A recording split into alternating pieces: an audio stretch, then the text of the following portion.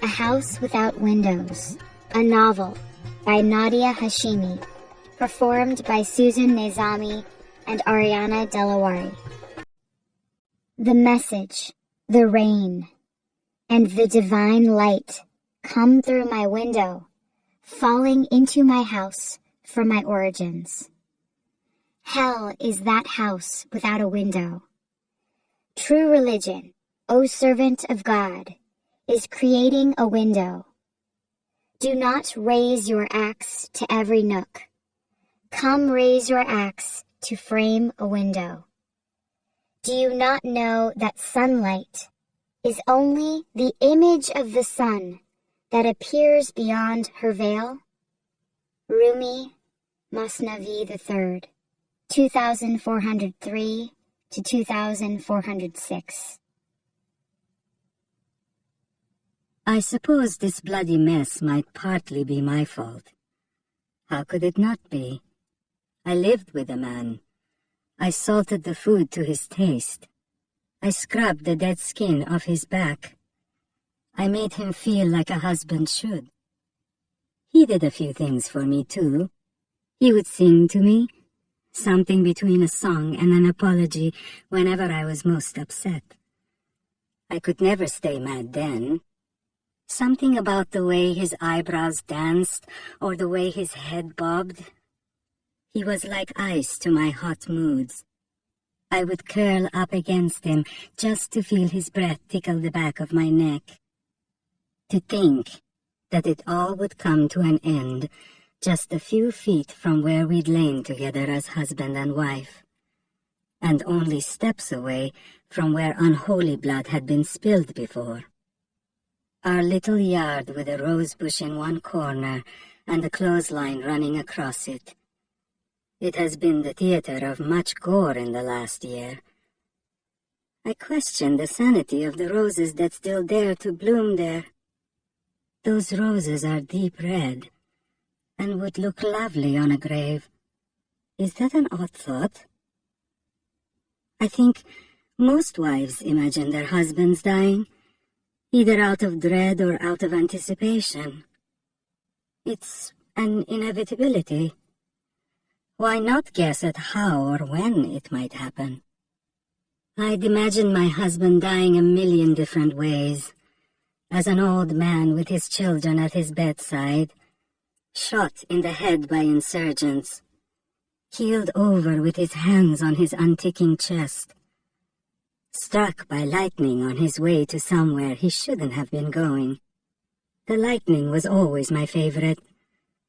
Allah forgive me for my colorful imagination. I blame my mother for that lovely bit of inheritance. Lightning would have been easier on everyone. A shocking and poetic little bolt from the heavens.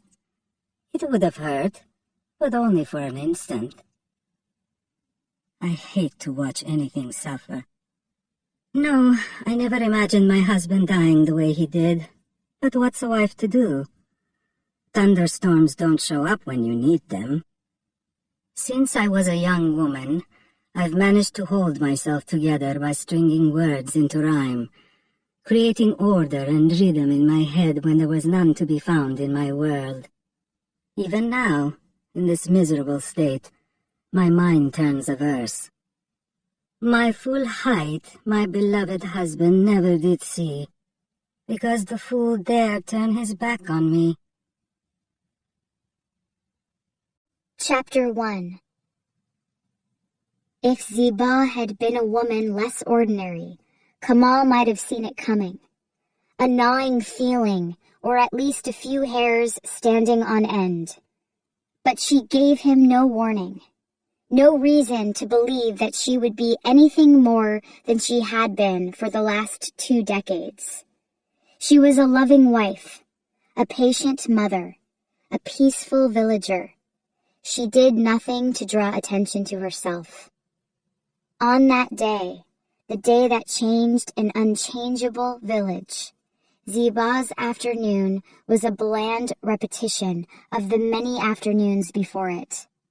The clothes hung on the line outside their home. Stewed okra simmered in an aluminum pot. Rima, The puffy tops of her feet, blackened from crawling around the house, slept a few feet away, a dark, wet circle where her innocent mouth met the bedsheet. Ziba watched her daughter's back rise and fall and smiled to see the soft pout of her lips. She traced her finger through a mound of freshly ground cardamom. The scent lingered on her fingertip, sweet and soothing.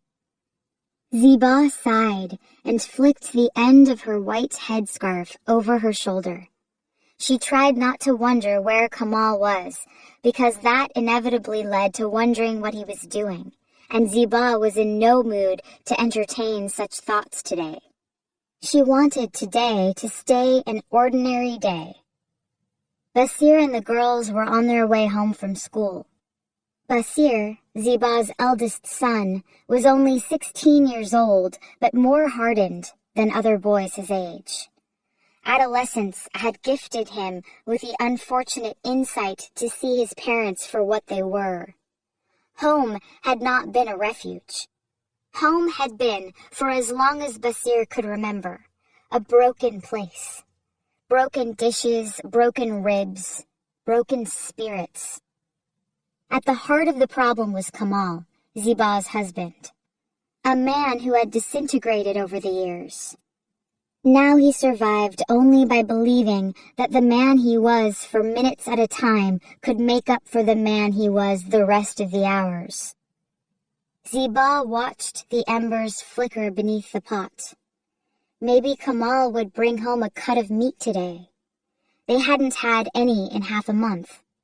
Last week, he'd brought a bag of onions, so fresh and sweet, Ziba's eyes had watered just looking at them. She'd cried tears of gratitude into everything she cooked for days.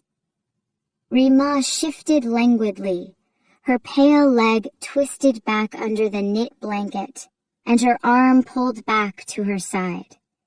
She would be waking soon. Ziba brushed the cardamom grinds into a small empty jar. She took one deep breath before sealing the lid, letting its scent tingle her lungs. Some days were difficult. Food was often scarce, and the children sometimes ill. Ziba had already lost 2 little ones and knew just how easily God could take away.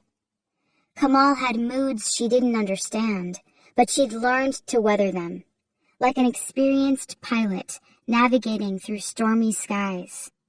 She numbed herself with housework. She focused on the good. The girls were attending school. Basir, her first and only son, was bright, and his help around the house was a relief to her aching back. Rima, the baby, had survived illnesses that had claimed others before her, and her pink cheeks buoyed Ziba's spirit. Rima, incredibly, it was the youngest of the household who changed the course of history. Most children had to start walking before they could do such a thing. Had Rima not shifted her leg at that moment, had the scent of cardamom not breathed life into Ziba's weary lungs, had there been anyone else around to see or stop her, perhaps the life that transpired in their humble courtyard and within the solitude of their mud walls would have continued on for another year, another decade, or their entire lives. As it were, a soft breeze drifted through the open window, and Ziba thought it best to bring the laundry in before Rima awakened, before Basir and the girls came home. Out the back door, into the courtyard, and over to the clothesline where she stood for a few moments before hearing something she couldn't deny. It was the kind of sound no one wanted to hear.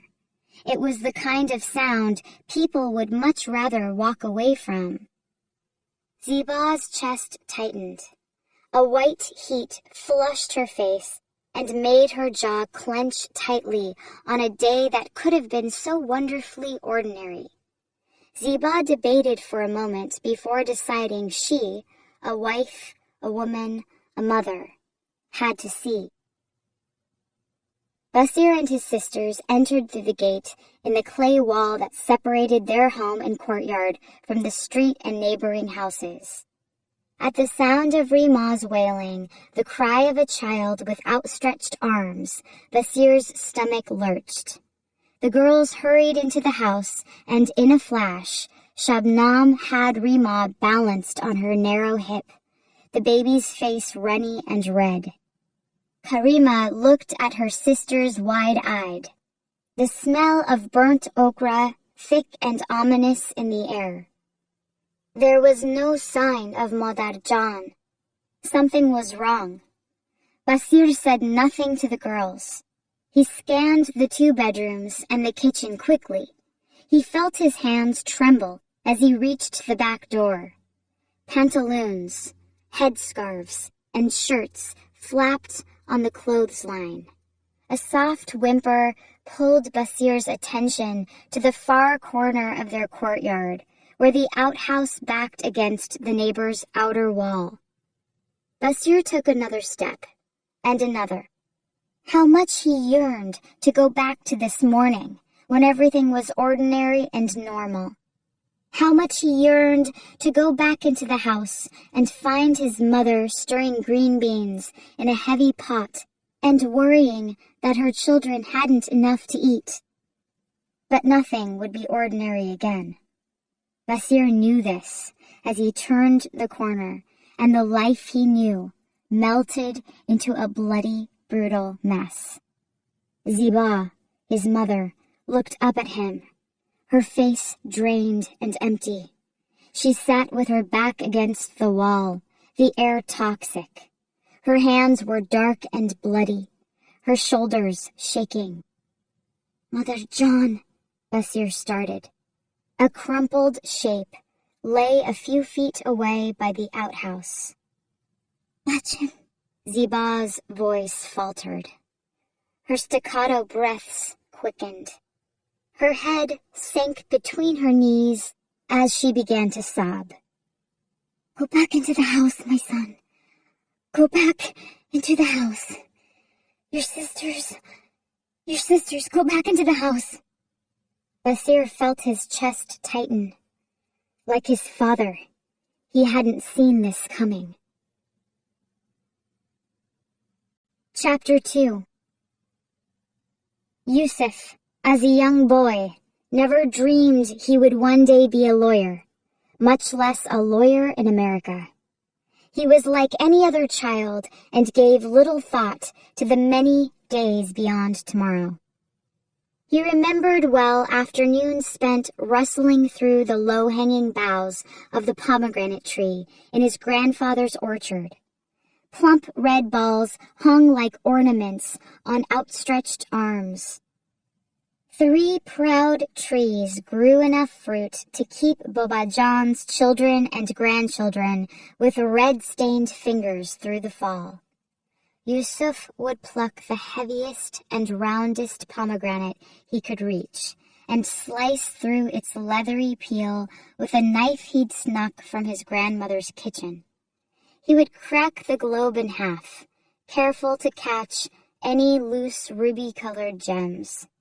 A careful fingertip wiggled each seed free from its white membrane. He worked diligently, painstakingly. Sometimes he ate the pearls one by one, feeling the tart burst on his tongue. Other times he popped a handful in his mouth and teased the juice out before mashing the fibrous pits between his teeth. Yusuf would throw the peels over the adobe wall that separated his grandfather's yard from the street, not because he shouldn't be eating pomegranates, but because he didn't want his siblings or cousins to know how many he'd devoured. The youngest of 4 children, Yusuf adored his brother, who was 6 years older, handsome, and quite self-assured. He loved his 2 sisters, too, sitting by them while they crumbled stale bread between their palms and tossed it to the grateful pigeons and sparrows outside their home. Yusuf was a boy who loved stories, particularly ones that frightened and surprised. When he slept, he imagined himself a hero, chasing jinns into the jungle or finding treasures at the bottom of a well. Sometimes he was brave in his dreams, rescuing his family from the grips of evil villains. But more often than he cared to admit, Yusuf would wake to a mattress wet with a child's fear. When Yusuf was 11, his father decided it was time to leave Afghanistan. The rockets were nearing their town, a village that had escaped the past decade relatively unscathed. Yusuf's mother, who had worked as a teacher for just 1 year before the schools were closed, was glad to leave. She carried a few token items into their new life, a handful of photographs, a sweater her mother had knit, and an intricate peacock blue shawl her husband had brought for her from his travels in India when they were first married. Her copper urns, their crimson hand-knotted carpets, and her silver wedding tray were all left behind, along with most of her clothing. Yusuf's father, a trained pilot, hadn't flown in years because the airlines had been grounded. He still made certain to pack his diplomas and certificates as well as the children's. He was a practical man and did not lament leaving the rest behind. The journey from Afghanistan to Pakistan was treacherous. The family crossed mountains, sometimes in the darkness, and paid suspicious-looking men large sums of money to help them. All 4 siblings, close in age, huddled with their parents in the darkness, in the back of a truck, as they climbed over rocks. They trembled when gunshots echoed through the valleys. Yusuf's mother, stumbling beneath her burqa, urged them to press on and insisted the guns were too far away to reach them. Yusuf might have believed her had her voice trembled a bit less. In Pakistan, Yusuf's family settled in a refugee camp. Though they were far from wealthy in Afghanistan, the camp was a harsh adjustment for them. Pakistani police officers shouted and waved off any questions. They stood in lines for food, for housing, for documents that never seemed to materialize. They lived in an open field, a dust bowl full of tents and listless souls. They slept side by side, trying to ignore the stench of poverty, loss, and destitution. "The devil finds work for idle hands," Yusuf's mother would warn her children. They kept to themselves and spoke to no one in the camps of anything more than the interminable waiting and the abominable heat. This refugee camp was temporary, Yusuf's parents promised, and soon enough they would join their relatives in America. Weeks passed, and no news came. Yusuf's father searched for work, but the airline office scoffed at his appeals. He couldn't find work as a mechanic or even as an assistant to one. Disheartened and with dwindling funds, he took a job as a brickmaker. "Dignity is not in what work you do," he insisted to his wife and children who were unaccustomed to seeing him covered in mud and dust. "It's in how you do that work." But his shoulders hung low as he washed the clay from his hands. Yusuf's mother bit her lip and rested her hand on his arm in the thin privacy of their tent. Dignity was hard to find in the camp. They insulated themselves as much as possible and kept away from what went on. Cockfights, opium clouds, the stench of unbathed masses, and the moans of mourning for a child who'd succumbed to disease. Yusuf's older brother worked alongside his father. His 2 sisters stayed with our mother, and Yusuf was sent to the local school. 20 boys sitting under a log shelter, open on 3 sides. There was a weathered chalkboard and a teacher who distributed small stapled notebooks with onion skin paper. Yusuf's relatives in America swore they were doing all they could to bring them to the United States. They had filled out forms, submitted bank statements, and even hired lawyers they could barely afford. The local consulate officials told Yusuf's father his application was still being considered. "Father John, I can go work with you and Fazil. I'm not a child anymore. I can earn money too." They sat in their tent at dusk, drinking bowls of thin soup his mother had cooked over an open fire. Yusuf's father had stared at the ground, as if he expected it to drop from under him. "Padar?" "Yusuf John," his mother interrupted softly. "Let your father eat his dinner." "But, Mother John, I want to help. That school is crowded and the kids are—" "Yusuf." The unmistakable edge in her voice silenced him. Yusuf's father slept that night without saying another word. Weeks stretched into months. They grew despondent as they watched the camp swell with new families. When they finally received the letter saying they had been granted visas to the United States, Yusuf's mother pressed her face into her husband's chest to muffle her sobs. Kaka Rahim's persistence had paid off. They were among the fortunate few who had turned their backs on this camp. But years into their lives in America, the mark was still on them. Heaviest on Yusuf's father, who never managed to walk as tall as he had when he was an out-of-work pilot in their village. Yusuf's family settled in New York, in a Queens neighborhood that was home to the Afghan diaspora. They took it all in.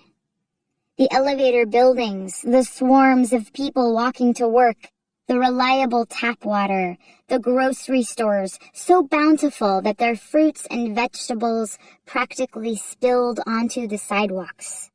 The reunion with family was thick with embraces, tears, and meat-laden meals. They stayed with an uncle and his family in their 3-bedroom apartment until they were able to secure assistance and enough work to rent an apartment of their own. Yusuf and his sisters were enrolled in school. His father and Fazil started working at Kaka Rahim's pizza shop. Yusuf's eldest sister, Sitara, fell in love just after finishing high school. She had met an Afghan boy who lived in the same apartment building. Flirtatious looks in the dank elevator turned into stolen moments in the humidity of the basement laundry room. Yusuf's parents warned their daughter to stay away from the boy, who worked part-time as a bank teller and whose parents were of a different ethnicity. Doors were slammed, phone calls were intercepted, and seething looks were exchanged. Predictably, the young lovers grew all the more desperate for each other and embraced on public buses, caring less and less that their parents would learn of their improprieties. To stave off rumors, the families agreed to have the two married, and after a modest ceremony, Sitara moved in with him and his family to start her new life just 2 floors above her parents and siblings in the apartment the boy's family had occupied for years. Yusuf's second sister, Sadaf, opted to stay in school and pursue accounting at a city community college. His brother, removed from books for too long, sharpened his English by repeating lines of dialogue from television sitcoms. He rose quickly through the restaurant ranks and became a bartender. Yusuf's mother enrolled in ESL classes at the local library and began working as a clerk in a department store. Yusuf's father, grateful to Kaka Rahim for getting them on their feet, decided it would be safest not to mix work and family and driving a taxi, resigning himself to a flightless future. Almost overnight, Yusuf became an adolescent who had mastered the nuances of the English language and the crowded subways. He excelled in school and impressed teachers who urged him to apply for scholarships and pursue college. He did well by day, but woke in cold sweats at night, at least once a week. He simply couldn't go 7 nights without fumbling in the dark to change his panic-soaked shirts and pillowcase without waking his siblings. The family lived modestly but comfortably. They had 1, then 2 televisions. Their closets filled with new clothes. They replaced their lost possessions with new ones. Yusuf's mother burst into tearful laughter when his father came home with a silver tray almost identical to the wedding tray they'd left behind. They watched television together, one person always with a ready finger on the remote should the actors and actresses fall into a love scene. Yusuf's father followed Afghanistan in the newspapers and on the news. They all braced themselves after September 11th and were shocked that strangers on the street would shout angrily at them in the disaster's aftermath. Yusuf's father cheered the U.S. decision to invade Afghanistan, though he had no intention or hope of returning there. "Only fools run into burning buildings," he would joke. When Yusuf was a freshman at NYU, news about Afghanistan was everywhere. It was tedious. Afghanistan was suicide attacks, battered women, and corruption. In his second year, Yusuf had enrolled in a course on human rights on a whim, thinking it would be an easy way to bring up his grade point average. By the second lecture, a fire was lit.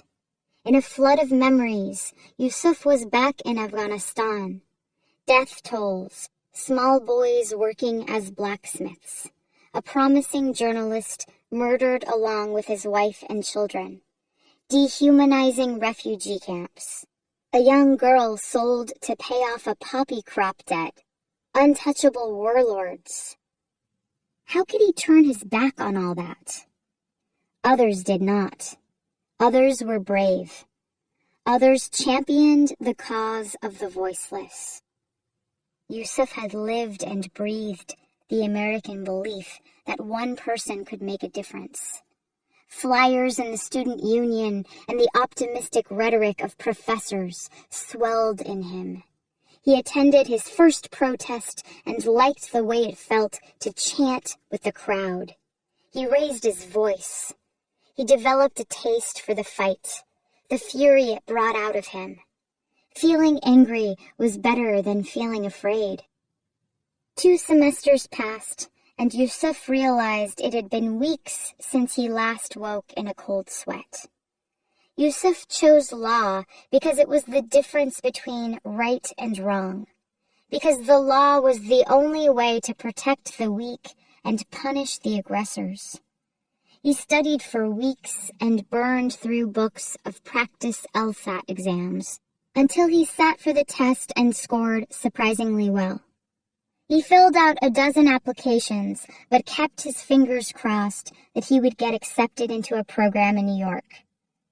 With nervous excitement, Yusuf tore open a thick packet from Columbia. It was good news, but his parents shook their heads in disappointment. "Are you sure you don't want to be a doctor? Doctors save lives every day," they reminded him. "I don't want to save one life at a time," Yusuf declared. "There are better ways." His parents shrugged their shoulders and hoped for the best. At least he would be a professional, more accomplished than his siblings who had little interest in graduate school. They would have done more to stop him had they known what he would go on to do. Yusuf took courses on human rights law and immigration law.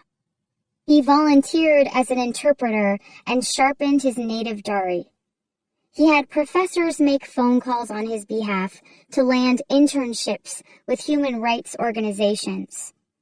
He was thankful his family had settled in New York, where opportunities abounded. He kept his nose buried in books. "You'll be blind before you're 30, his mother had lamented. She was proud of her son, but worried about him too. Some weeks it seemed he barely slept at all.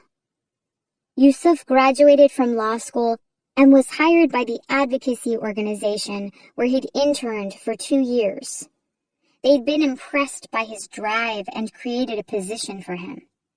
He wasn't making as much as his classmates who had gone the corporate route, but it was more than he or anyone in his family had ever made, and he was thrilled to have purpose.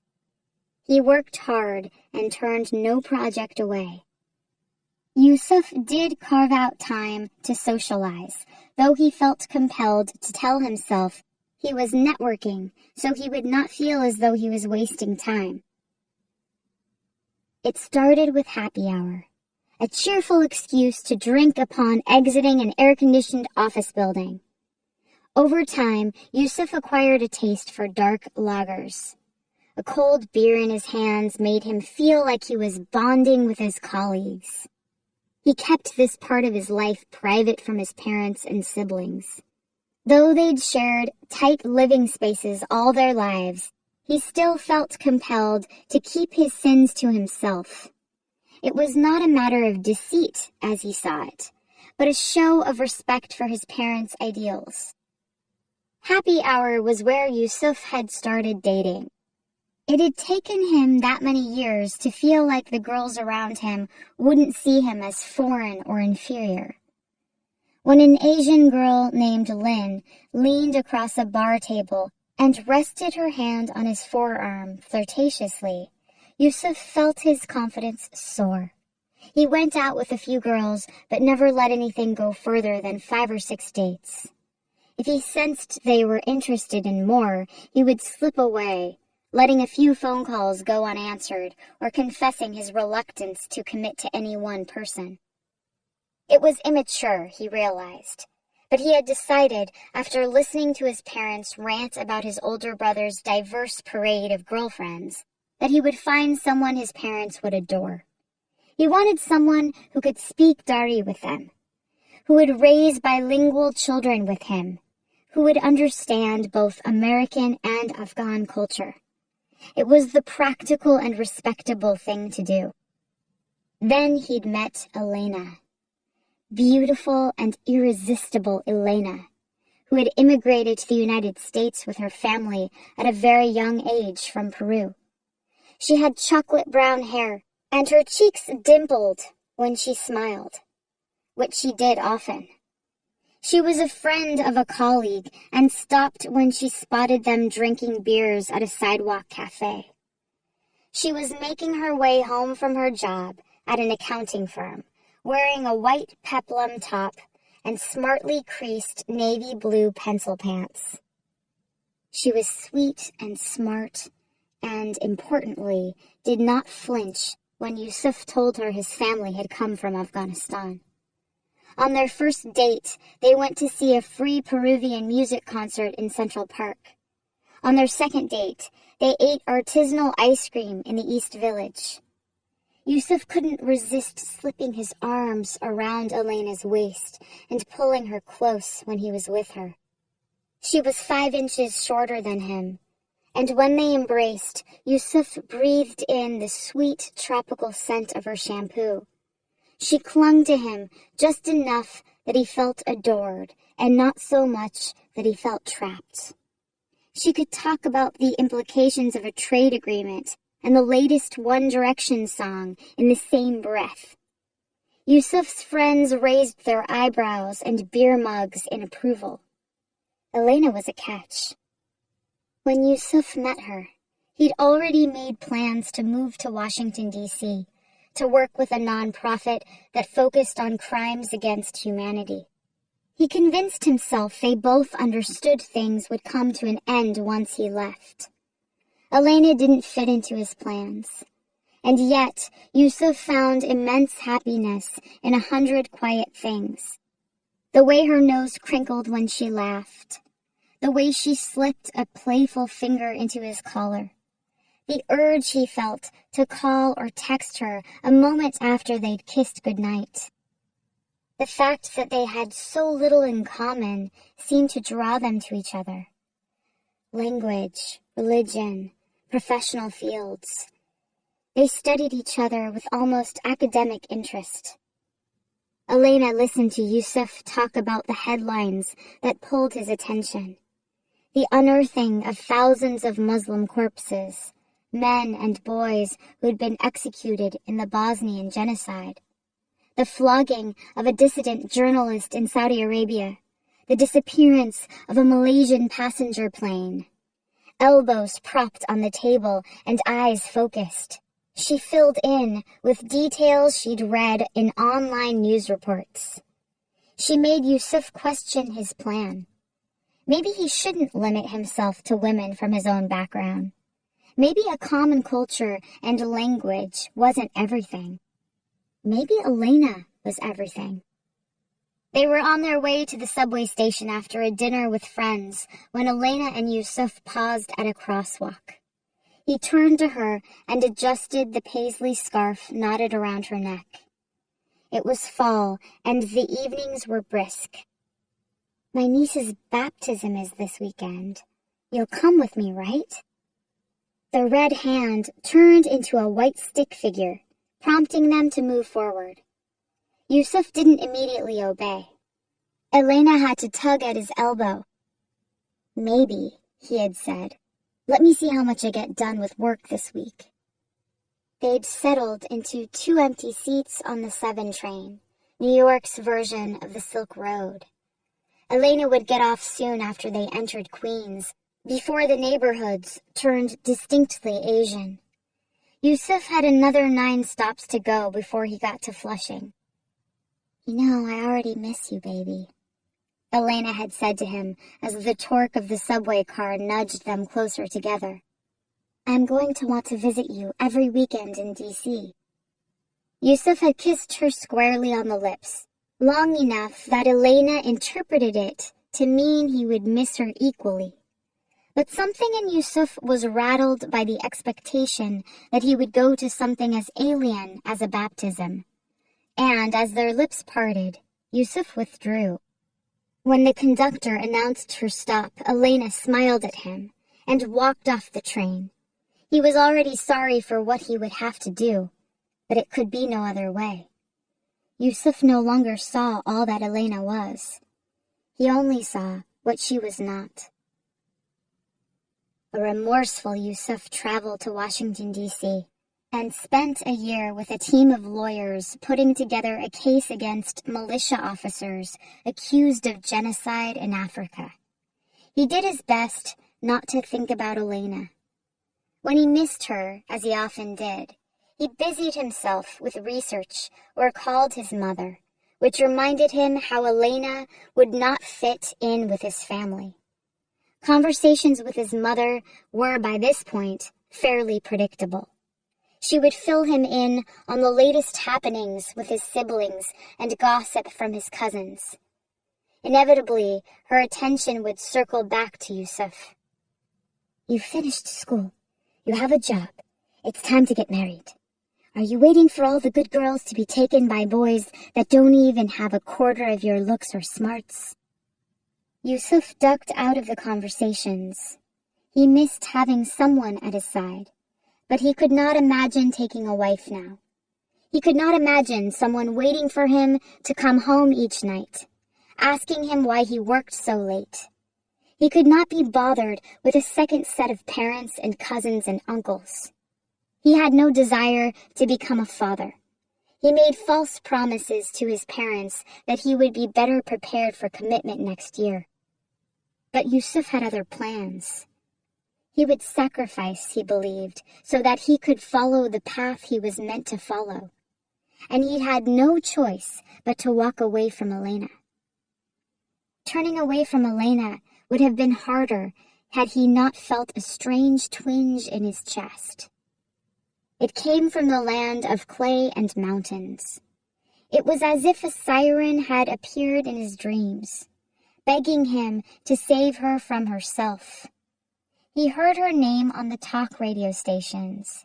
He saw her face on magazine covers. The internet screamed her sorrows, telling the story of the unjust bloodshed on her land, the imprisoned and the persecuted. Each injustice called to him, as if he were the only hope. Afghanistan. Yusuf picked up the phone. He sent painstakingly constructed emails. If he did not answer her call, who would? His resolve hardened. On a bustling sidewalk, Yusuf realized he could not remember the last time he'd woken in a cold sweat. He smiled to himself, growing stronger just by thinking about her. Hurt and beautiful, she was home. Chapter 3. Her husband's been murdered. This is no time to ask ridiculous questions. Where's your honor? This man needs to be washed and prepared for burial. His parents, his family, has anyone spoken to them? Ziba clenched her hands together. If only they would stop shaking. Maybe then she could understand what had happened. Maybe then she could explain. Her head was in a vice. There was too much talking. Kamal's body was still by the outhouse. Certainly the flies must have noticed by now. This man was killed in his own home. We need to know what happened here. Basir and the girls were in the second bedroom. Karima and Shabnam, 8 and 9 years old, were trying to be brave. They'd run to their mother when she finally came into the house, but the look in her eyes and the way her knotted hands trembled had unnerved them. They retreated, turning back to Basir, who had tasked them with looking after Rima. Please, everyone, dear neighbors and friends, please understand that my mother, my family has suffered today. I have to get word to my uncles, the rest of the family. But the police, they have to be called. They've been sent for already. Who called? It doesn't matter. The chief will be here shortly, and he can decide what will be done. The screaming had cracked the neighborhood doors open, one by one. Scandal was an irresistible temptress. It was unclear who had been shrieking, and now neither Basir nor Ziba was sharing any information. Basir stood in the front courtyard, biting his cheek. He fought back tears and kept his gaze to the ground. The men and women had gathered, words spreading through the mud-walled neighborhood like a drop of ink in water. Basir stole glances at the faces he'd known all his life. Women pinched their headscarves primly under their chins and clucked their tongues softly. The men shook their heads and shrugged their shoulders. Someone should call them Allah. Yes, call them Allah. And for God's sake, someone needs to send word to his family. Rafiki Sahib, send your son. Basir's eyes darted to his mother. But why isn't she talking? What happened here, Khanam? Did you kill your husband? Of course she did. There's a hatchet in the back of his neck. Do you think he killed himself? Ziba and Basir both winced at the mention of the hatchet. Basir crouched down next to his mother, who sat with her side against the clay wall of their home. His voice cracked in a nervous whisper. Well, Dad, I don't know what to... Can you tell them what happened? Did someone come in here? Ziba's eyes pleaded with her son. She said nothing. Basir pressed his palms against his closed eyes, the pressure making the world go black for only a split second. He still saw blood. What are we to do now? Basir cried silently. Ziba pulled her headscarf across her face. Eyes were watching her, sentencing her. Her 3 daughters cowered in the room behind this wall. Ziba inhaled sharply and forced a deep breath. Basir, Bacham, please go inside and look after your sisters. They must be so frightened. Eyes narrowed, ears cocked to the side, The grieving widow was speaking. They waited for a confession. Basir didn't move. He stayed at his mother's side, angrily wiping tears away with the back of his hand. What else will she say, he wondered. Dear God, what have you brought upon us? What did we do to deserve such a fate? What are we to do? Ziba moaned, loud enough to elicit sympathetic head-shaking. How could this have happened here, in our own home? The women looked at the men around them. They looked at one another. Ziba was as close to death as any woman could be. And then they began to echo her laments. This poor woman, without a husband. May Allah protect her and her dear children. The chief of police, Aga Hashimi, was in his early 40s. He was the grandson of a warlord who had been conquered by another warlord with more men, more guns, and more money. Hashimi was the living legacy of impotence and failure. The village treated him as such. When Hashimi entered the courtyard, he was immediately led to the back of the house. At the sight of Kamal's body, he shook his head and narrowed his eyes, hoping to look more pensive than disgusted. The flesh of Kamal's neck had been torn apart. Chunks of bone, puddles of blood, and bits of brain. A spray of pink, red, and white scattered just behind the dead man. The police chief was updated in a series of interrupted accounts, his eyes darting from the morbid debris to the widow slumped against the wall, and then to the many faces staring at him expectantly. Ziba was moaning softly, mournfully. Hashimi stared hard at the woman before him. Her eyes were glazed. Her hands still trembled. When he spoke to her, she looked at him blankly, as if he spoke a foreign tongue. Exasperated, Hashimi turned to the crowd. No one knows what happened back there. God have mercy. What happened to Kamal? You were his neighbors. Did no one hear anything? Then Hashimi raised a hand for silence. He turned to Rafiki. Aga Rafiki had the grayest beard present, and his home abutted Ziba's on one side. Aga Rafiki, you share a wall with this family. You have known them for years. What did you hear? Over the years, Aga Rafiki had heard plenty. Not the same sound that had drawn Ziba into the yard, but other sounds that were easier to name. He looked at the woman slumped on the ground, trembling like a bird caught in net. I have known them for years, indeed, Kamal Jan. May Allah forgive his sins. Gave me no trouble. He looked after his family. He was... Oh, what can I say? His widow now sits here. She has 4 children to look after. My wife knows her well. I cannot believe she would commit such a heinous crime. There were groans and shouts and fists pumping in the air. Enough, Hashimi cried, feeling a trickle of sweat trace his spine. He felt his breath catch to think how the gathering mob would react to any plan he might propose. They hated him, he knew. Why, oh why, had he agreed to take on this job? I want to hear what Aga Rafiki has to say. He turned again to Aga Rafiki, who looked more than a little uncomfortable with the power vested in him.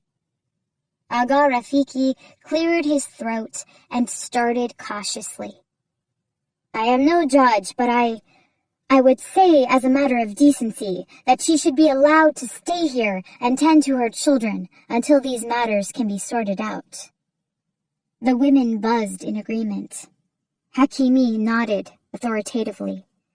People respected Rafiki, and wouldn't question their neighborhood elder. The accusing shouts fell to a grumble. Hashimi cleared his throat, fidgeted with his police belt, and took a step away from Ziba.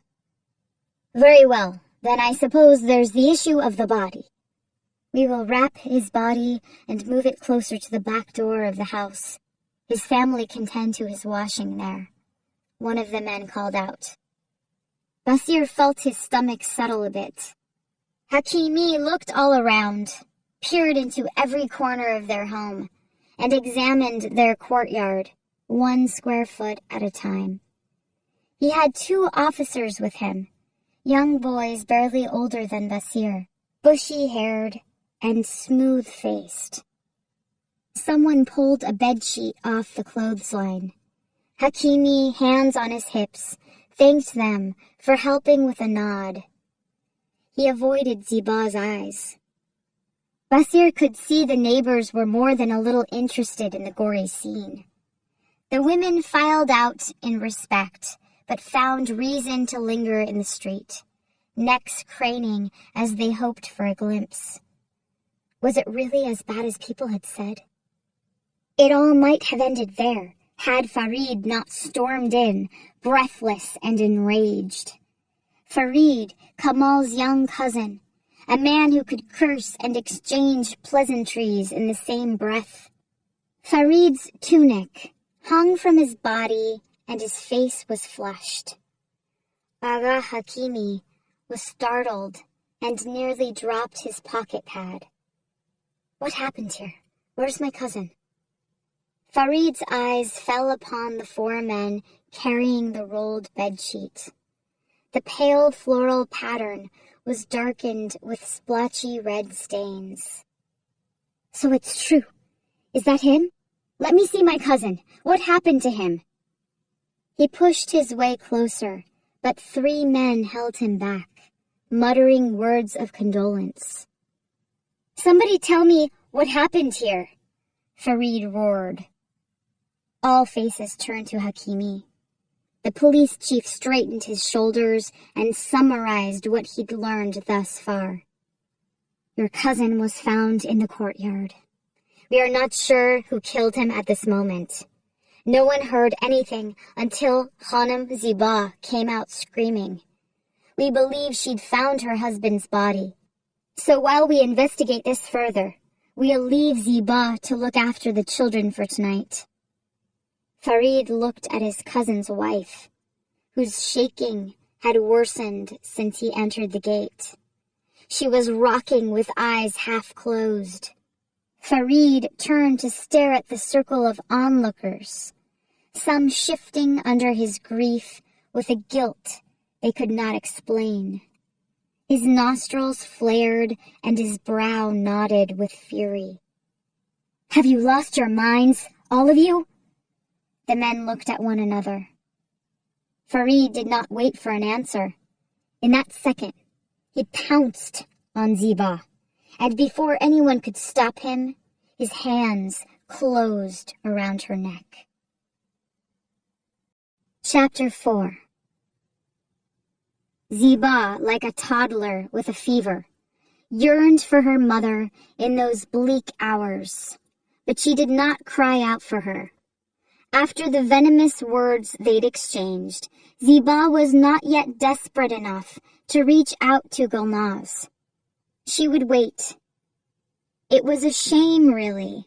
Once upon a time, Ziba and her mother, Gulnaz, had been as close as a flower to its stem. Ziba had been a radiant child, a manifestation of the name her father had bestowed upon her. She would slip from her father's lap to her mother's side, giggling as her parents took turns tickling her tummy, kissing the top of her head, or tossing her in the air. Ziba's brother, Rafi, was 5 years older and more serious by nature. He was a simple and docile son who gave his parents neither reason to boast nor to complain. While most of the women around Gulnaz grew round with their next child by the time the previous had taken its first steps, Gulnaz was not like any other woman. She thrived on having control. Control of her emotions, her body, and her family. Her husband was content to let her exert her will. She drew much envy for that, which further fueled her need to be in command. Gulnaz would have a child only when she wanted. Whether she did this by denying her husband's attentions or by some trickery of herbs was not known. She simply smirked when her sisters-in-law dared to ask. It was 1979, and the Soviet troops had started to roll into the country, the end result of a flirtation between Afghanistan and the great power that had begun when Gulnaz was born 20 years earlier. Rafi, her firstborn, was old enough to bathe, dress, and feed himself when Gulnaz decided she was ready for a second child. 9 months after she declared her desire, Ziba was born. Gulnaz loved Ziba all the more because her cherubic existence was proof that Gulnaz was the captain of her own ship. Afghanistan changed hands that year, one president replacing another, who had either died of natural causes or had been smothered by mutinous hands. The truth would remain elusive. Since chaos breeds chaos, the new president would be replaced before the year was over. It was an inauspicious time to bring new life. Gulnaz wondered if even Ziba had been a mistake. Imagine a home led by 3 different patriarchs in 1 year, she thought to herself. No, this kind of home could not survive, nor could a country. We will have no more children, Gulnaz had declared to her husband and their family. No one doubted her when she made the vow. They knew by then that she could circumvent nature to make it so. Gulnaz was a sorceress, a skillful teaser of fate, just as her grandmother had been. While Gulnaz maintained that her grandmother had never taught her any of the trickery she was known for, it was obviously not true. What Gulnaz practiced was an intricate and complex art honed over generations, not one that could be picked up casually. She hummed as she concocted, which made it seem all the more innocent to her children and husband. They, after all, only benefited from her skills. When the children burned hot with fever, she dripped holy water into their mouths and placed amulets beneath their pillows. When Rafi writhed with pain as a boil the size of a tomato grew on his calf, Gulnaz set off for the lake. She found a frog, sliced it open with a paring knife, and butterflied it onto the mass, wrapping its bleeding corpse in place with strips of fabric. Within an hour, Rafi shouted loudly. The boil had erupted and pus flowed freely down his leg. Gulnaz tossed the frog's body outside, and Rafi's leg was completely healed 2 days later. Gulnaz was as loving and devoted as any wife or mother could be. She was just a bit more potent. Her children took comfort in their mother's magic, even when it hurt. When Rafi was 6, he broke his leg. It happened the day after his aunt had commented on his remarkable height. Cursing under her breath, Gulnaz held a sewing needle over a flame and used it to pierce Rafi's earlobe. Tears in her eyes as he writhed and screamed beneath her. And until he turned 14 years old, she left one lock of hair uncut until it reached the middle of his back. To protect you from Nazar, she'd said grimly. The evil eye was powerful. These things had to be done. The rest of the family was discomfited by Gulnaz. The cousins, sisters-in-law, and aunts bit their tongues and clung to their prayers like they were antidotes. The green-eyed beauty made them quite anxious. Ziba sat at her mother's side and watched as she plunged hot needles in chunks of animal fat or boiled eggs that she would leave at an unsuspecting doorstep. These habits became as routine to her as washing the bed sheets or peeling potatoes. This was life with Gulnaz. Ziba recited multiplication tables along with other children her age, but understood the mathematical property even better when Gulnaz showed her how a knot threaded 5 times was 5 times as powerful in its ability to turn friction between 2 resentful women into a fire so angry it could burn a house down.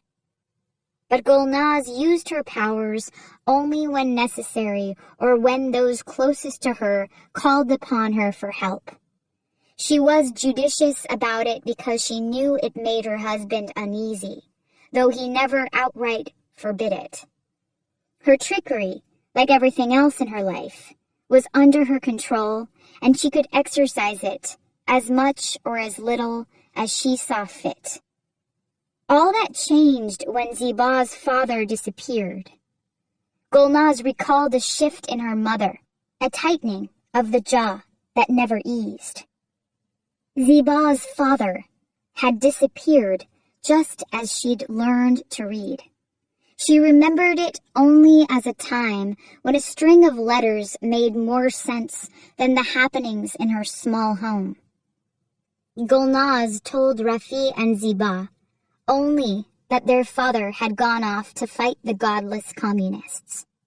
The children wished quietly for him to come home, but quickly learned it was not a topic to discuss with their mother. When relatives did bring up his sudden departure, Gulnaz would spend the rest of the day beating the dust from the carpets or scrubbing the blackened pots with vengeance. It was best not to mention Padar, even if his absence was a window left open in the winter. The war was bloodier each day, and soon, it seemed, the martyred would outnumber the living.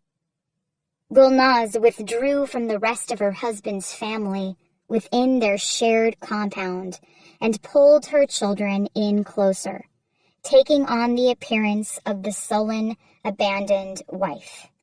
When enough time passed that some began to refer to her as a widow, Gulnaz took advantage of their assumptions. She dressed in black, drew the curtains on the windows, and spoke in hushed tones. She stayed up when the children slept and watched over them by the wan light of a flickering candle. With her children, she was cheerful and loving, but only when they were alone. The children had loved their father and missed him sorely. Rafi grew more subdued than he already was by nature, emasculated by his father's absence. Ziba, with a child's magical thinking, believed her father would return. She'd fallen asleep to the soothing rhythm of his heartbeat too many nights to think she would never lay her head on his chest again. Gulnaz and the children drew looks, some sympathetic, some suspicious. Gulnaz despised them equally and added those people's names to her list of enemies. She doled out bits of retribution to them all. Sheltered by her mother, Ziba grew accustomed to being an outsider. Rafi, though quiet and reserved, became her best friend. He was the only other person in the world who could possibly understand what it meant to have Gulnaz as a mother. When a man's had enough, he's had enough. Ziba's aunt had once commented at a holiday dinner, as the conversation turned to a neighboring couple whose arguments could be heard from the street. The women, while clearing the dinner dishes, had been arguing that the husband was a stubborn brute, deserving of his wife's near-public berating. But Ama Fareh, her father's sister, considered other possibilities. No wife or husband is without fault. Only those two know the truth of their story. Ziba had not thought much of the conversation, and Gulnaz had only nodded and smiled. Her aunt had been the voice of reason, she'd believed. But once Gulnaz and her children were within the confines of their own home, with the curtains drawn, everything changed. He's had enough, she thinks. Gulnaz snapped at no one in particular. Of course he's had enough. What a terrible wife she must be. What's wrong, Mother John? Ziba had asked cautiously. She was around 12 at the time, hovering in the space between childhood and adolescence. She and the other cousins her age spent their time with the women, learning the nuances of gossip and etiquette. Your aunt always says what's on her mind, with that look that she's being so noble and above gossiping. I don't know what's more insulting, the way she hints that I drove your father away, or that she thinks I'm too stupid to know what she's really talking about. Rafi never knew what to do when their mother went into one of her fits. Hating to feel helpless, he would busy himself with work outside the house. On this particular occasion, he picked up the yellow plastic container and headed out the door to draw water from the well. Ziba watched him go. She had no such escape, especially in the evening hours. But, Mother John, I didn't hear her say anything about our father, Ziba protested cautiously. If she had, she would have been duly offended. She missed him still, even as the memory of his face was starting to blur. You didn't? Oh, Ziba. Gulnaz sighed. My daughter, a 1-inch scorpion can be just as deadly as a hulking tiger. You've got to learn to pay attention and respect every threat for what it is. And the way she watched you, I'm sure she's jealous because you're much taller than her daughter and your skin is so much fairer. Your cousin is sweet, but she doesn't have your looks, and her mother knows it. Ziba didn't feel that much prettier than her cousin. As a matter of fact, she'd felt distinctly less pretty than her and everyone else. It felt good to think she might have been wrong about how her own looks compared to others.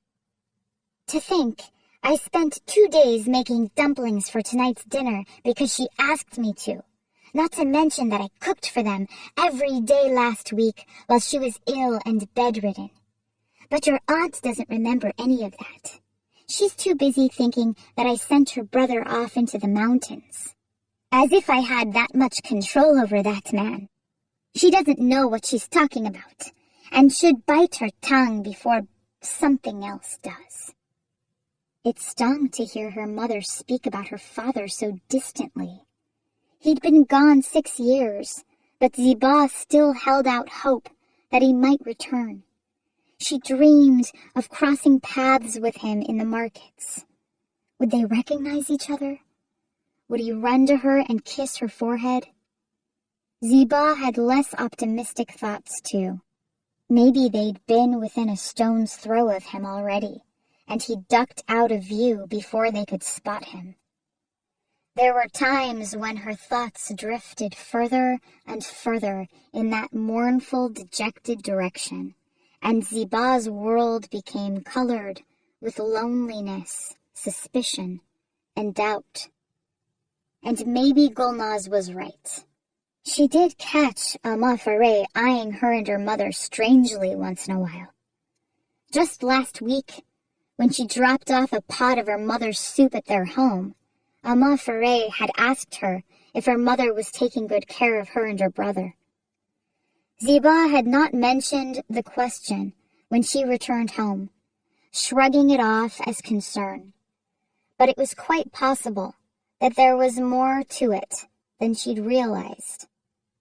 4 weeks later, Ziba sat beside her mother as she chopped a molted snake skin into tiny flakes and folded a pinch of it into a pot of spinach and leeks simmering over a ringed flame.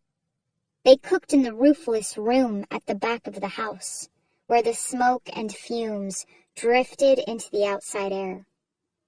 All the while, Gulnaz chatted casually with her daughter, commenting on how pretty Ziba looked that day and that she, as a mother, could not have asked God for a more perfect daughter. Ziba swelled to hear her mother's words and to see the glimmer of pride in her green eyes. Gulnaz fried some homemade cheese separately and layered it into the spinach when the leaves had melted smooth. She moved the mixture around with a fork to confirm the snake skin had disappeared completely. "What will this do, Madarjan?" Ziba had asked her mother as she stared into the pot. "It will square things with your aunt for trying to skin us with her eyes. This will keep her busy enough that she won't have time to say such awful things about us again." Gulnaz put the top on the pot and wrapped it in an old wool blanket to keep it warm. She and Ziba delivered it to Amma Fareh. "Oh, Gulnaz John, for me? Why did you go to such trouble?" she'd asked, eyeing the small pot carefully. Ziba wondered if she suspected something. She held her breath. "You're like a sister to me, Fareh John. You've been looking quite anemic lately, and I thought some spinach would do you good. I have been feeling very weak lately. God save your husband. He would always say that you were quite a doctor, with nothing more than vegetables and herbs at your disposal. So tell me, what did you put in this sabzi?" Gulnaz's eyebrows pulled upward. "Did my husband say that?" she said demurely. He was too generous with his words, but to be honest, I added a little fresh ginger. My mother always told me there was nothing ginger couldn't fix." "I've heard the same thing," Amma Fareh said, nodding. She tried her best to sound playful. "Now, I'm not one for gossip, but everyone knows about your tricks, my dear. What else have you put in here?" Gulnaz put her hands on her narrow hips. Her back straightened, and she inhaled sharply. "Really, Fareh, I thought better of you," she said in a huff. The corner of her blue headscarf fluttered in the breeze. Amma Fareh laughed easily before turning her attention to Ziba. "Ziba Jan," she said, her voice sweet despite her accusing countenance. "What did your mother really put in this food? You're not going to be deceitful like her, are you? I don't think our family could handle it." Ziba watched her mother smile gracefully and touch her aunt's forearm gently. Ziba's face flamed red with shame and anger. "My dear, I know you're not well. There's no reason to say such things, especially in front of my daughter, who's barely a young woman. Feed the spinach to the dogs in the street, if that's how you feel. I was only trying to help." Gulnaz looped her arm through her daughter's and turned to walk away, leaving Amma Fareh holding the swaddled offering. "Madar, why would she say—" "Stop, Ziba. Just let it be." Gulnaz did not allow Ziba to ask any questions. When the moon had waxed into a full globe, the extended family gathered once again. Another aunt had delivered a baby over a month ago, and the family convened to mark the infant's 40th day of life. Ziba and Gulnaz ran into Amma Fareh just outside the home of the cousin who had invited everyone. Ziba nearly gasped. Amma Fareh's face looked taut and angry. The skin around her nose and the corners of her mouth were cracked and peeling. Her scalp was littered with tiny white flakes. They exchanged pleasantries and went inside, Gulnaz and Ziba finding their way to the opposite side of the room, The roll of fingers on a tabla drowned out the chatter. The mood was festive, but Ziba was too distracted to appreciate it much. For most of the night, Ziba watched Amafare rub and scratch at her arms angrily. She stopped whenever her sister-in-law leaned in to speak to her, but resumed just as soon as she turned away. Ziba imagined her aunt's entire body covered in a prickly sheath of scales beneath her cotton dress.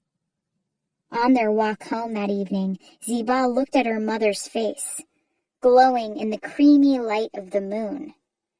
Sometimes it felt absolutely wondrous to be daughter to the green-eyed sorceress. Chapter 5. Yusuf had flown from Kennedy Airport to Dubai, 13 hours pressed against the window of a 747. He checked into a marble-floored hotel with gaudy chandeliers and plush lounge furniture. Exhausted, he slept for half a day, waking only to wander through the souk in the evening amid knots of pale-faced tourists and white-gowned locals. Store owners were almost uniformly dark-skinned foreigners, selling goods from India in shops with tent-like openings. Windows shimmered with sets of bangles and elaborate necklaces of 18-karat yellow gold. Yusuf quickly tired of the extravagance. He ate kebabs at a sidewalk cafe and thought of his long-awaited homecoming. The 2-hour flight to Kabul passed quickly, and Yusuf stepped off the plane and into a state of wonder. From here, the land of his childhood looked unscathed, as if the events of history were nothing but a bad dream. The mountains were exactly the same as those in his memories. It was a short walk from the tarmac to the terminal, with airport workers in fluorescent green pennies pointing the way. Yusuf picked up his luggage from the conveyor belt and met a taxi at the front of the building. It was a short drive from the airport into Kabul, and Yusuf's eyes stayed glued to the windows. He caught a glimpse of the airport's main entrance as they drove away. The wide glass doors were framed by 2 portraits. On the right was Ahmed Shah Massoud, the martyred lion of Panjshir, who'd led the Northern Alliance in battle against the Taliban.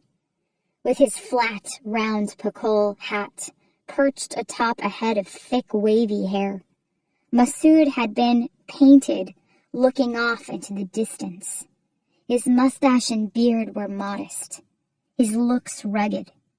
In this, as in nearly every picture of him ever captured, he looked like he could have been strategizing an attack on the Taliban or turning over verses of poetry, a combination that described the soul of the nation.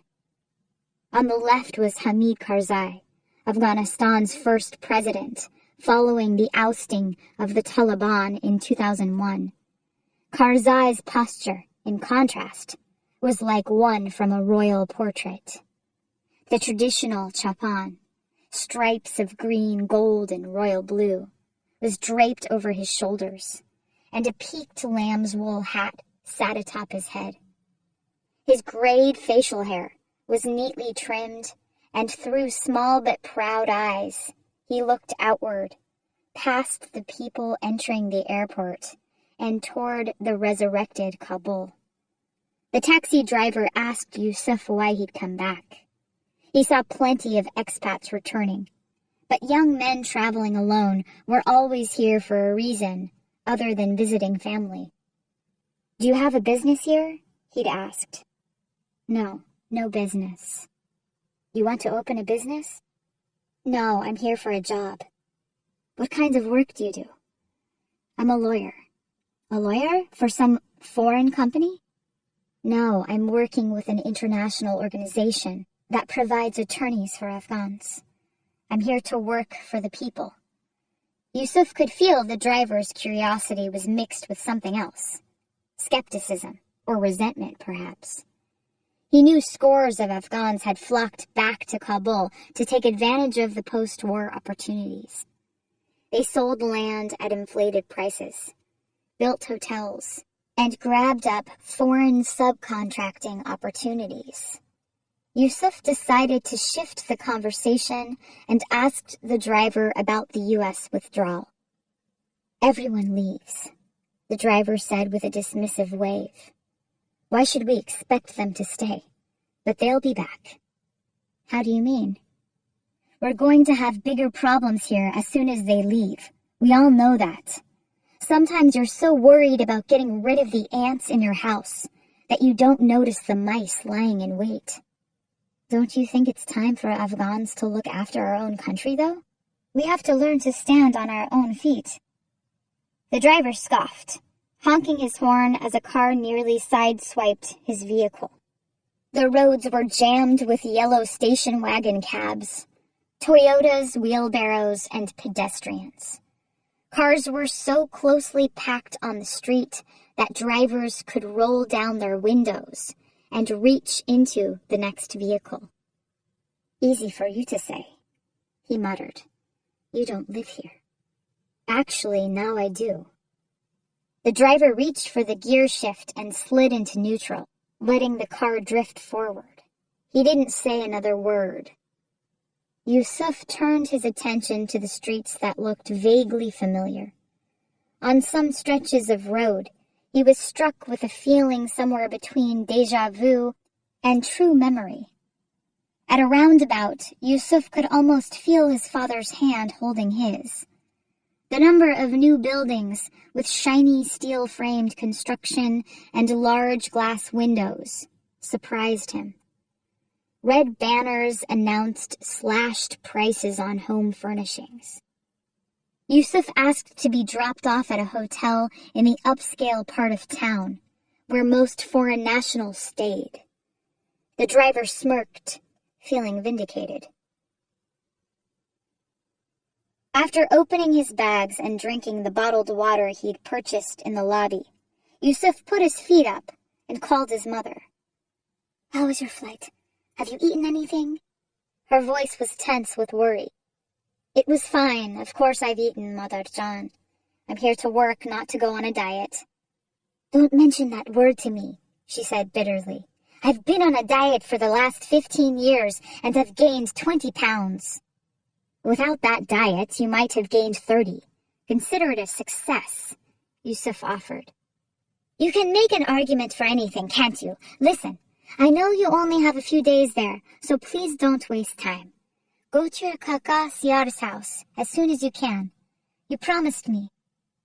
Yusuf groaned. "I will. I thought you wouldn't mind if I called you before I went looking up our old neighbors." "This phone call would have been a lot more interesting if you could tell me you'd stopped by their house for a cup of tea." Kaka Siar was not actually Yusuf's uncle. He and his family had left for Iran around the same time that Yusuf's family had gone to Pakistan. Kaka Siar had 3 daughters. The youngest had just turned 24 years old and was named Mina. As children, Yusuf had looked after Mina while their parents passed plates of food around and discussed the ongoing war. He, a school-age boy, and she, a toddler. Over the years, he never minded her following him around. He'd always been gentle with her, in a way that made his mother and Mina's mother smile with pride.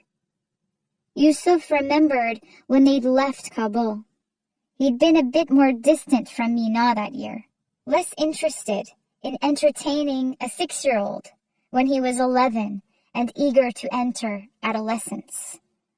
Still, Mina clung to him like an older brother, and he never could bear to disappoint her. He would sit, cross-legged, and tell her stories or listen to hers. The world outside their homes was harsh, and he felt a sense of duty to make her smile. "She's a beautiful girl, and they're a wonderful family," Yusuf's mother sighed. She'd repeated this more times than he could count in the 4 weeks before his departure. All I'm asking is that you spend some time with her." Yusuf's mother would only consider his trip to Afghanistan a success if he came back engaged. That was not something he had to infer. She had stated it very clearly, especially after he'd rejected the many prospects she pointed out in their New York community. She accused Yusuf of being too picky and warned him of the dangers of procrastinating. "Too much makeup, too little schooling, too tall, too short. You need to spend less time finding faults in these girls and more time looking for the right one. You wait too long and there'll be no one left to choose from." But the Afghan girls in New York didn't seem that much unlike American girls.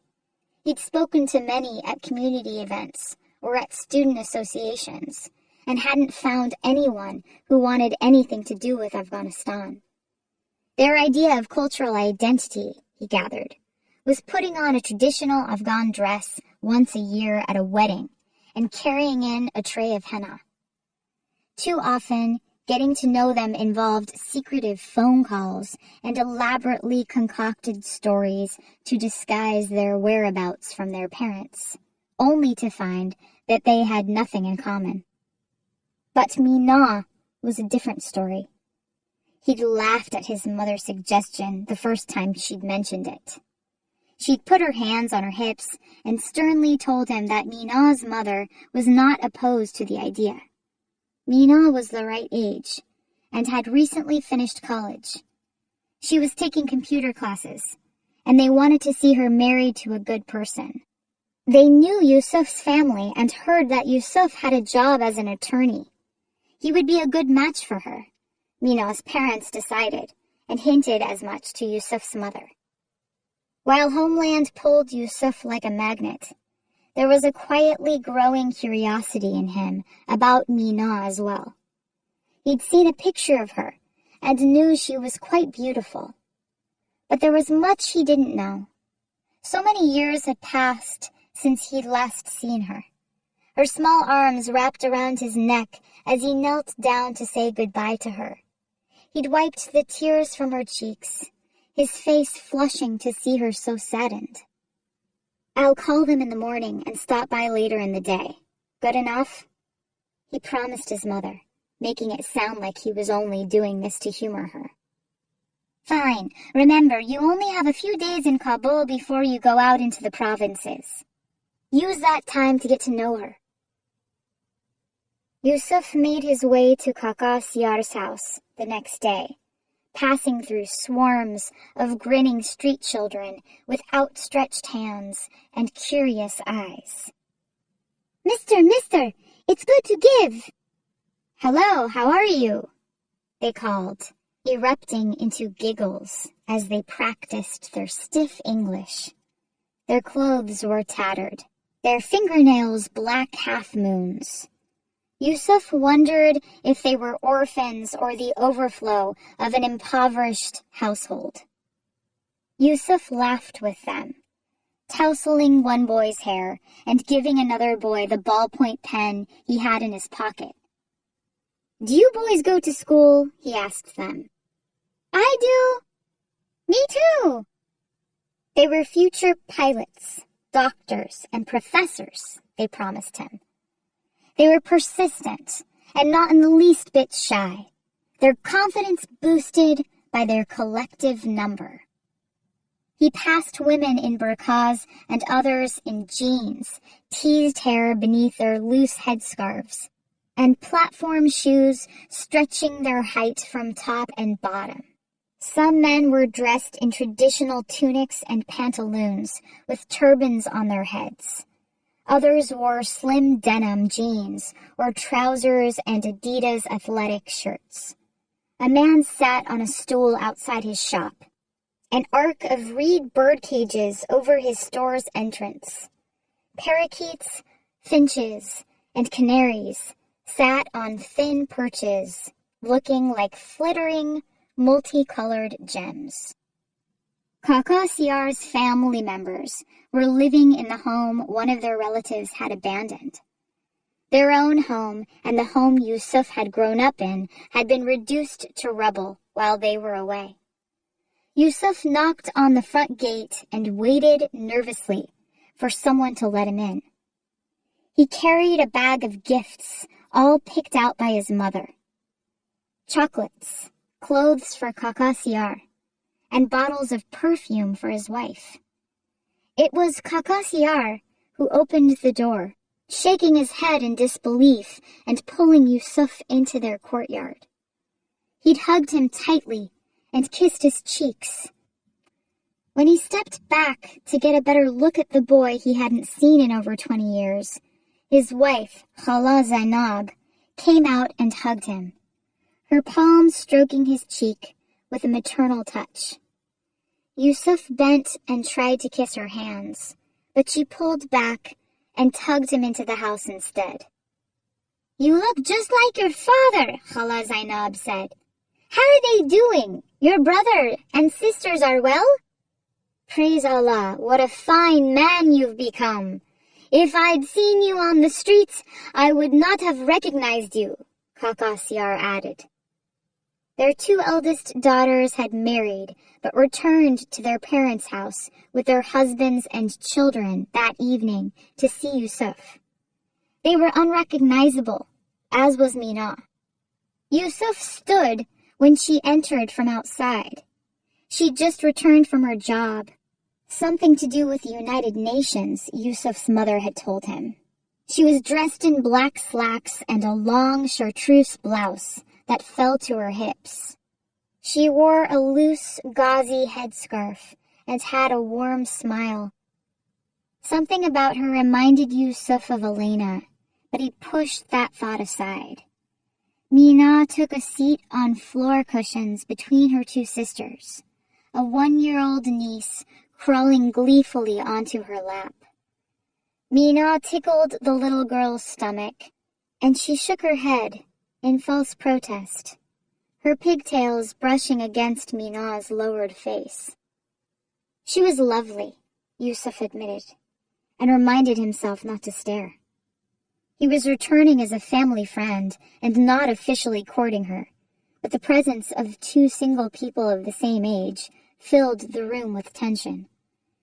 He wished his parents could be here to diffuse the attention. Instead, all eyes and questions were directed to him. A few times during the evening, he caught Mina looking at him. But as soon as he noticed, she would tuck her hair behind her ear and look for a niece or nephew to hold her attention. They were like two horses with blinders on, standing side by side and pretending not to be aware the other existed. But how was Yusuf going to get to know her if they never spoke? Was he expected to reach some conclusion about the rest of their lives just by eating in the same room? Mina's older sisters inquired about his own. Though they were closer in age to Yusuf, the presence of children on their laps and husbands at their sides extinguished any impropriety. They could ask questions and joke with him, and made a point to do so, obviously hoping to elicit information on their younger sister's behalf. "What does your sister's husband do? Do they live near your parents? And your sisters, what did they study in college?"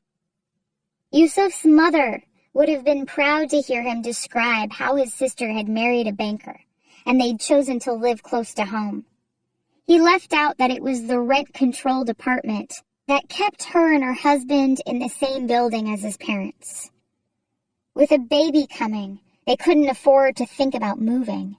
His other sister was studying accounting, he told them.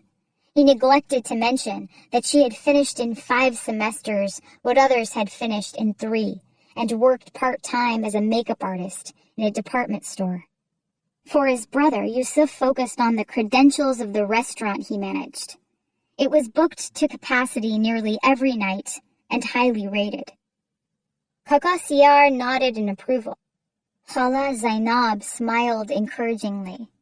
They were already imagining what their home would feel like without their youngest daughter, picturing her making her way to the United States and being welcomed by Yusuf's parents. Yusuf attempted to help clear the dinner dishes and take them into the kitchen. He'd been hoping for a chance to interact with Mina in a more casual setting. But Kakasya raised a hand and shook his head. "You are our guest," he said with a gentle smile. "You've come all this way after all these years, and in a few days you'll be headed out of the city to do some good work. Let's not be worried about a few dishes." It was true. Yusuf had only 4 more days in Kabul before he would be reporting for duty. He was eager to start working. Energetic as he wanted to feel, jet lag was creeping in, and Yusuf's eyelids were growing heavy. He bit his tongue to stifle the yawns, and not wanting to be impolite, waited until after the fruit and sweets had been served to excuse himself for the evening. "How many days do you have here? You'll have to come back." Khala Zainab rested a hand on his forearm as he stood at the door. He hoped he did not imagine the look of disappointment on Mina's face to see him leave. Chapter 6. 3 police officers had assisted Hashimi in arresting Ziba. Those men had been gruff, shoving her into their vehicle for transport to the prison located in the capital of their province. They'd been sad to see her go, knowing true justice would have been served if everyone had simply let Farid finish what he'd started. Instead, Hashimi had ordered the villagers to pry Kamal's cousin off Ziba, leaving her crumpled on the ground, gasping for air. Her children had screamed and shouted, certain they were about to lose a second parent that day. Once they'd arrived at Chil Matab, the officers had turned her over to the prison guards, spitting on the ground as she was led away. Ziba moved through the hallways, her elbow held by a female prison guard, Asma, whose henna-stained red hair was pulled tightly into a low ponytail that made her look stern and decidedly unfriendly. Still, she was a fairy godmother compared to the male officers who'd just left, and Ziba felt her breathing ease. Asma's overgrown bangs half hid a lazy eye. Her other eye flitted from the open doors of the prison cells to the ugly ring of bruises around the new prisoner's neck. They moved through the wide tiled corridor. Asma, like most of the guards, treated the incarcerated women decently. There were no smiles or pleasantries exchanged, but nor were there blows or menacing looks. The guards were all women, dressed in olive-colored jackets belted over shapeless ankle-length skirts or pants.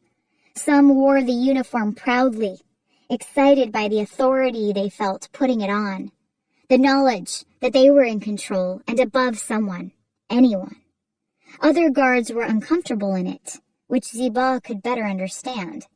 They were friendly and decent for the most part. The female guards seemed to appreciate that even they were one accusing finger away from being thrown in jail alongside the prisoners. Ziba shared a cell with 3 women who ogled her freely as she was led into their narrow quarters by a guard. Ziba had grown accustomed in the last 2 days to having all kinds of eyes on her. "That's your bed. You get the bottom bunk." Ziba followed their collective gazes and took a seat on a mattress that was as firm as the concrete floor. The cell contained 2 bunk beds, a small television in the corner, and a United Nations calendar on the wall. The bunk bed opposite Ziba's had a dust ruffle of purple and yellow stripes. On the space of wall over it, her cellmate had hung a pink teddy bear in a protective plastic bag. The top bunk had pages from a magazine plastered on the wall. Pictures of women in full makeup, Bollywood actors and actresses, and even one of a cartoon kitten, its eyes wide as saucers, its paws holding a bouquet of sunflowers. The other women in the cell looked her over, taking stock of her mottled neck and skittish eyes. "So tell us why you're here. What did you do?" When the questions began, Ziba shook her head, closed her eyes, and lay down. Her roommates were left to conjure up their own theories. They had hoped a new cellmate would break the monotony of their days. But Ziba, a stone-faced tenant, offered them no reprieve. They went back to their card game while Ziba lay motionless, listening to their chatter and learning who was who. There was Nafisa, a sharp-tongued woman in her mid-30s, whose defiant manner had won her no mercy from the judge. She'd been accused by a relative for an improper relationship with a man, a widower, who worked as a blacksmith. Specifically, they'd been seen eating together in a park one evening. Nafisa had never been married, which had not bothered her aging parents until the accusations reached their doorstep. Her 3 older brothers were furious with her for tarnishing their family's good name. While Nafisa swore it had been nothing more than a quick bite with a platonic friend, few believed her story. That she'd been an obedient and loving daughter and sister all her life did not change a thing. Nafisa's mother, fearing her sons would see no way to restore their honor except by spilling Nafisa's blood, decided to report the crime to the police herself. With tears streaming down her face and her hands trembling, Nafisa's mother led her belligerent daughter to the police station and turned her in. "I've done nothing," Nafisa had cried out. "I swear to God, I've not sinned." "Take her mother had whispered hoarsely. "She's acted dishonorably." Nafisa had been convicted of attempted zina, or sex outside of marriage. She'd been sentenced to 3 years. Her mother visited weekly. Nafisa never blamed her mother, knowing she might not be alive had it not been for her. All her hopes now rested on the slim chance that the widower, a man in his 40s, would ask for her hand in marriage. It was true that the meal they'd shared had been the culmination of phone calls and other small flirtations. But it was unclear if the budding connection between them would amount to anything now that Nafisa had been cast as a wanton woman. But if the man truly wanted her, if he could convince his family to see past the scandal, Nafisa could be released, and more important, her honor might just be recovered. "I'm not a child. I should be able to eat in the park when I want. And anyway, we weren't doing anything wrong. We were just eating.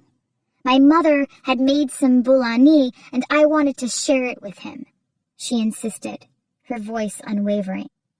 "I bet that wasn't all you shared with him," cackled Latifa.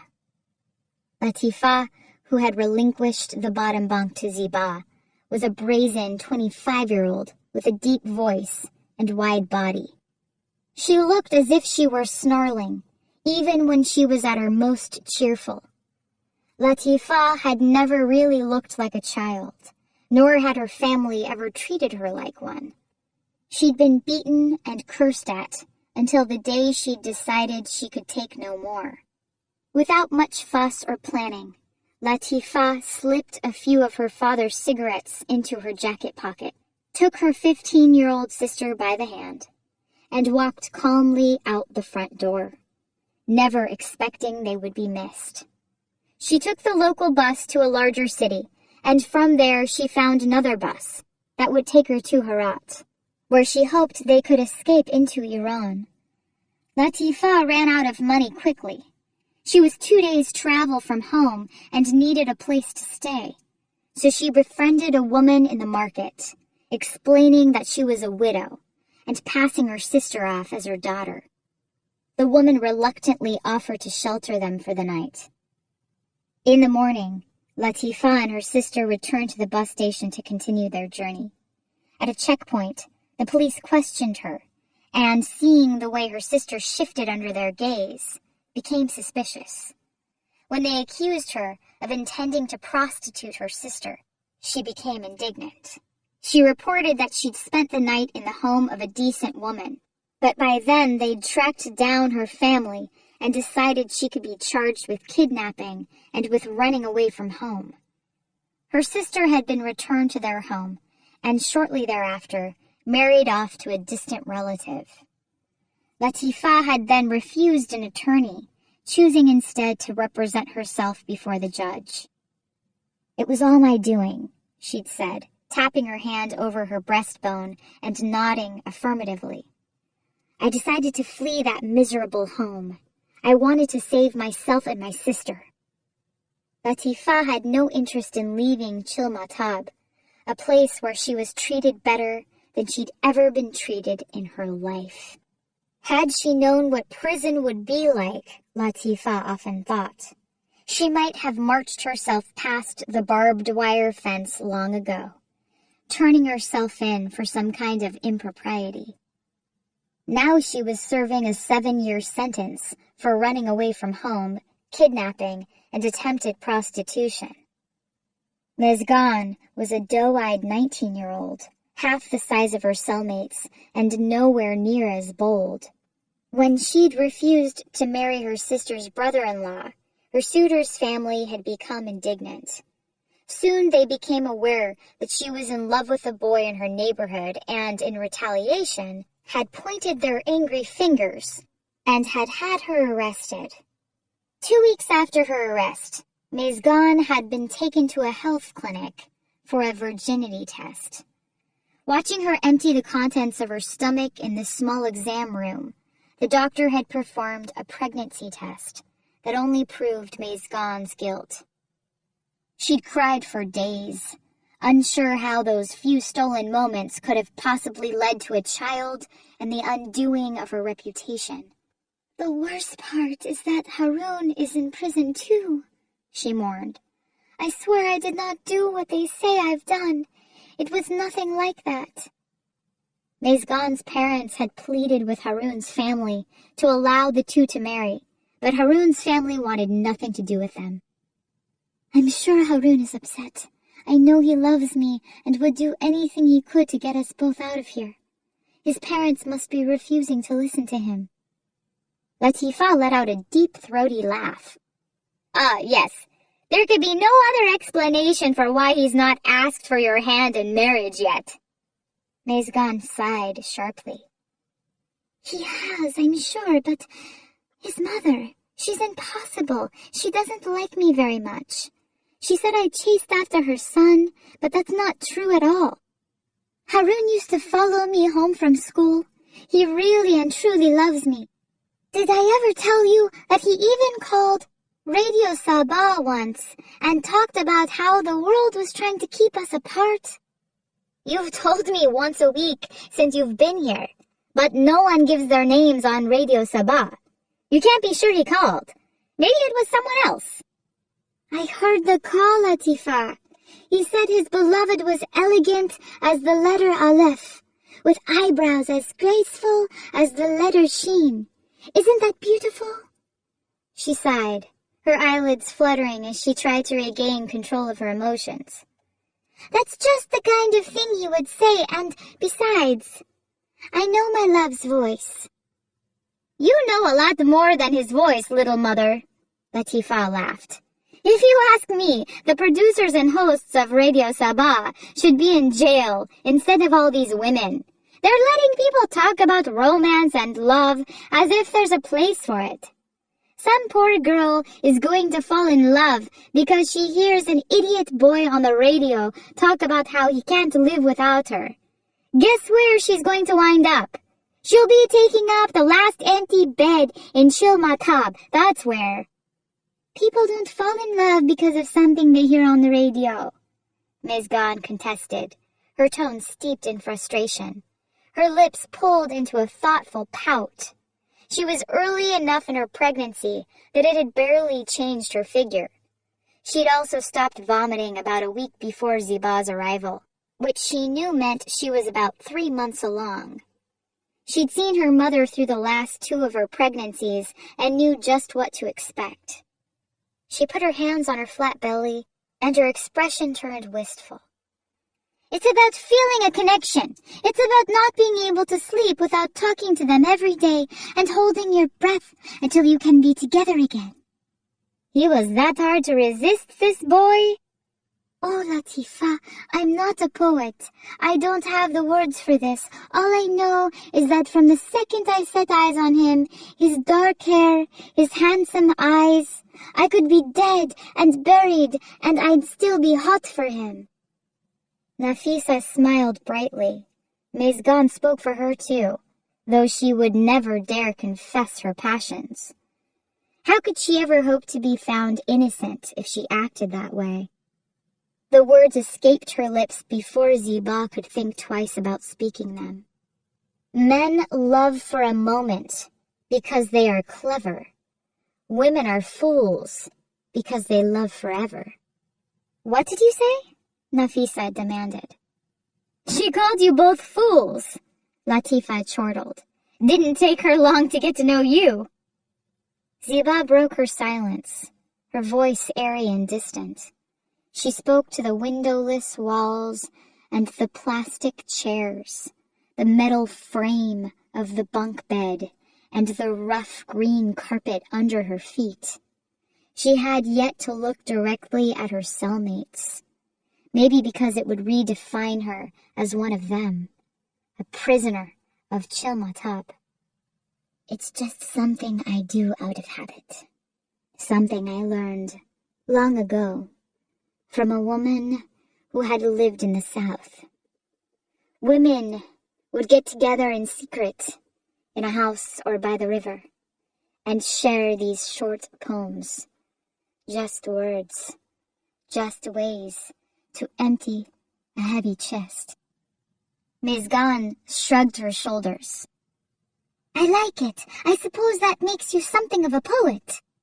Anyone with a heavy chest can be a poet, Ziba said before closing her eyes. In the next few weeks, Ziba remained detached. The women gave up interest in her and went about their business. She was with them, but not one of them. Listening to their conversations, she learned the spectrum of criminals housed in Chilmatab.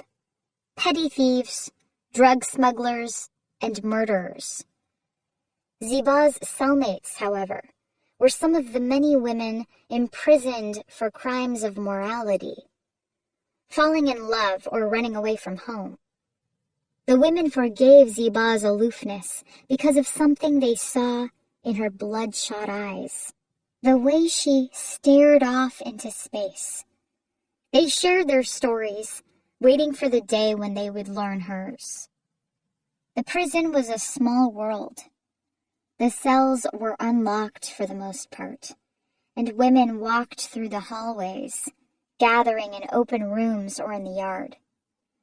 There was a dark kitchen full of pots, deep enough to hold a watermelon.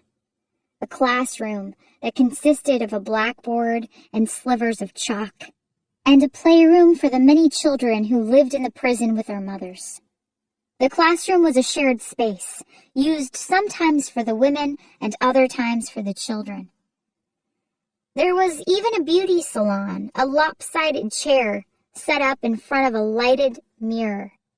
In front of the mirror were eyeshadow palettes of varied shades, lipsticks in bold hues, and tweezers.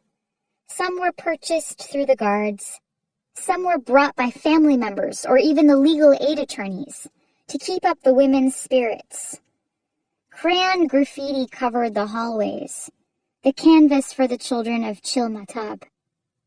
There was only one good way to battle the ennui of their days. The women sat in their rooms and shared stories, dazzling cellmates with their tales, even as they accused one another of pilfering hair oil or laundry detergent. Some of their stories were as embellished as the women leaving the beauty salon. It was in these halls of gossip, from a woman with brass-colored hair and a crown of treasonous dark roots, That Latifa came to learn Ziba's story. She whispered the news to the others in the fenced-in yard one afternoon. "So it's true, what we heard when she first came.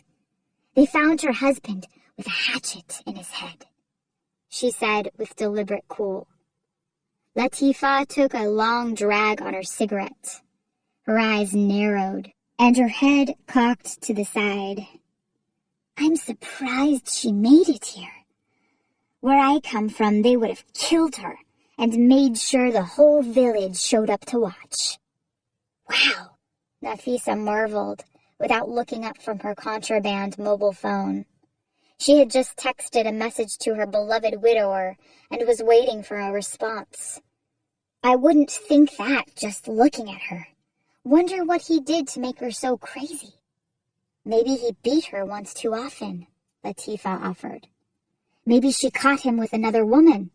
There's a lot a man can do to deserve something like that." Mezgan and Nafisa sighed, thinking dreamily of their lovers, the kind of gallant men who would never deserve a hatchet to the head.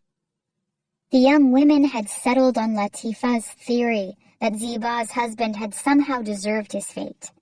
But there were times when they wondered if maybe Ziba was nothing more than a cold-blooded killer. Those thoughts made it difficult to sleep some nights, especially since their mysterious cellmate barely said a word. They shifted uncomfortably when Ziba looked their way. If they dared to return her stare, Ziba's eyes slinked away. When they did sleep, Ziba stayed awake. The flickering bulbs of Chilmatab's hallways cast grotesque shadows across the cell, and the rise and fall of her sleeping cellmate's silhouettes seemed ghostly and strange. They shared communal meals in their cell. When the others would finish, Ziba would make her way to the cloth spread on the green carpet and pick at the food. She ate enough that her belly did not growl, but not so much that she ever felt sated. The food was always cold by the time she got to it, which suited her just fine. She was not here to feast. She had been told she would meet with her lawyer in a few days. From what the other women in prison said about their attorneys, she had no reason to expect much. But when her thoughts turned to her children, she prayed that God would give her a decent lawyer, for she knew she was in serious trouble. Her girls, Karima and Shabnam. What did he do? She had begged them to answer. "You would have told me, wouldn't you?" "Well, Dad, what has happened?" They'd sobbed in bewilderment. Ziba was a gruesome sight, her headscarf crumpled in her hands that looked at first glance like they'd been dipped in raw henna. Rima, the baby, was perched on Shabnam's hip. Shabnam bounced her instinctively and kissed her sister's cheek as she'd seen her mother do 1,000 times.